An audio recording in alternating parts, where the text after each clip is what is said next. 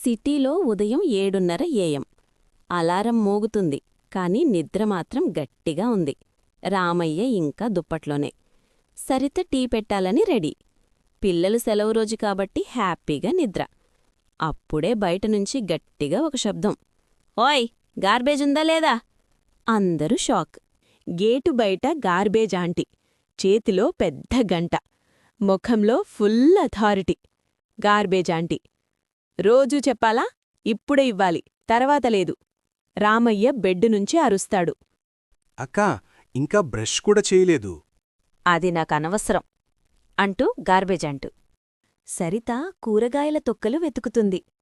పిల్లలు చాక్లెట్ కవర్లు తెస్తారు. అమ్మమ్మ పూజా పువ్వులు తీసుకెళ్తుంది. ఇది కూడా గార్బేజేనా అంటూ అమ్మమ్మ. అమ్మా, అన్నీ గార్బేజే అంటూ గార్బేజ్ ఆంటీ.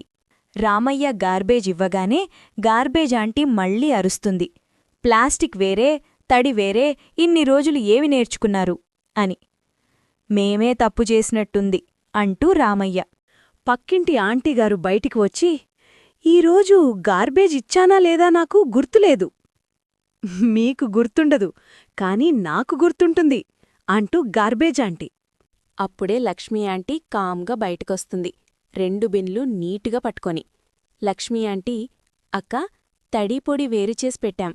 గార్బేజ్ ఆంటీ ఒక్కసారిగా సాఫ్ట్. అమ్మో, మీరు గ్రేట్. రామయ్య షాక్. ఇంత మార్పా? లక్ష్మీ ఆంటీ ఇంట్లో చెబుతుంది, గార్బేజ్ వాళ్ళు అరుస్తున్నారు అంటే వాళ్ళు చెడ్డవాళ్లు కాదు, మన ప్రిపరేషనే లేట్. అమ్మమ్మ: అరుపులో కూడా నీతి ఉంది. మరుసటి రోజు ఉదయం ఇంటివాళ్లు ముందే రెడీ.